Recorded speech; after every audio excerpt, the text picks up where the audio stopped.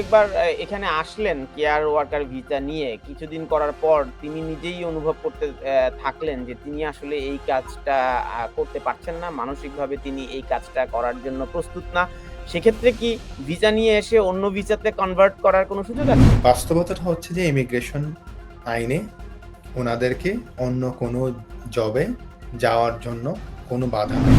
Licence বাতিল হয়ে যাওয়ার কারণে যারা চাকরিচ্যুত হয়েছেন তো তারা ওই যে সেই ৩৯,০০০ তো সেই ৩৯,০০০ আবার কেয়ার ভিসায় কেন ফিরে যাবে? তারা তো অন্যান্য ভিসা ক্যাটেগরিতেও তাদের ফিরে যাওয়ার সুযোগ রয়েছে। এটা যদি এটা প্রমাণ করতে পারে যে রেসিডেন্ট লেবার মার্কেট টেস্ট যেটা আমরা বলি যে এখান থেকে লোকালি আমি কাউকে পাচ্ছি না, সো আমি ওভারসিজ থেকে বা বাইরে থেকে নিতে চাচ্ছি, বা এখান থেকে যারা স্টুডেন্ট রয়েছে যারা পিএসডব্লিউ তে আছে তাদের কাছ থেকে নিতে যাচ্ছি, অ্যাবসলিউটলি কোনো বাধা নাই, কিন্তু এটা কিন্তু কোনো বাধা না।